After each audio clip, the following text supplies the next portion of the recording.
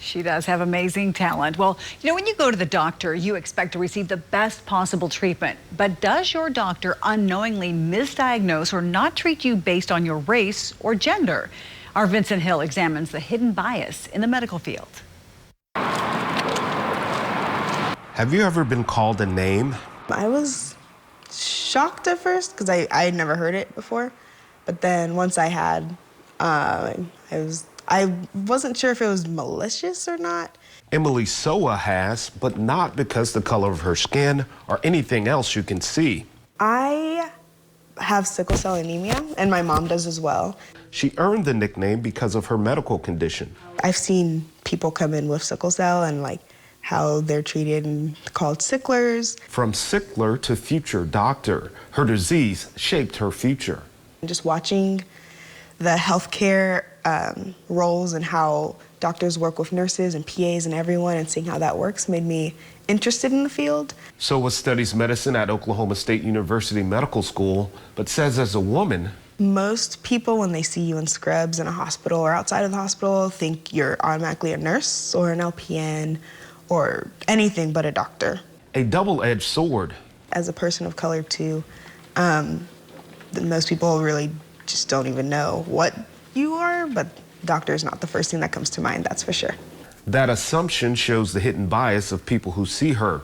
Soa says the bias patients show her can also affect how doctors treat their patients. I've witnessed patients being discriminated on or have biases in how it affects patients. Dr. Jabran Pasha agrees. There is a really big contribution from implicit bias on behalf of physicians. Dr. Pasha is an internal medicine doctor with OU Physicians. He also teaches implicit bias in the medical field.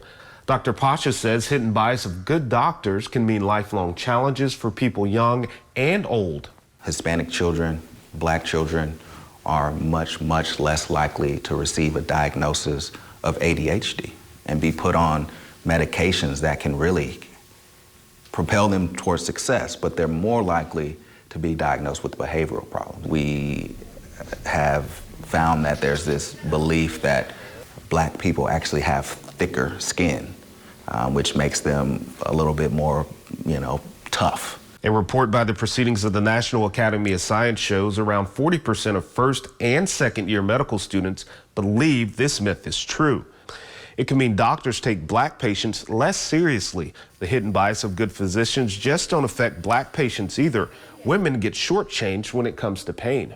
Oftentimes, there's a narrative that if men are in pain, they must be really bad and we need to get their pain under control.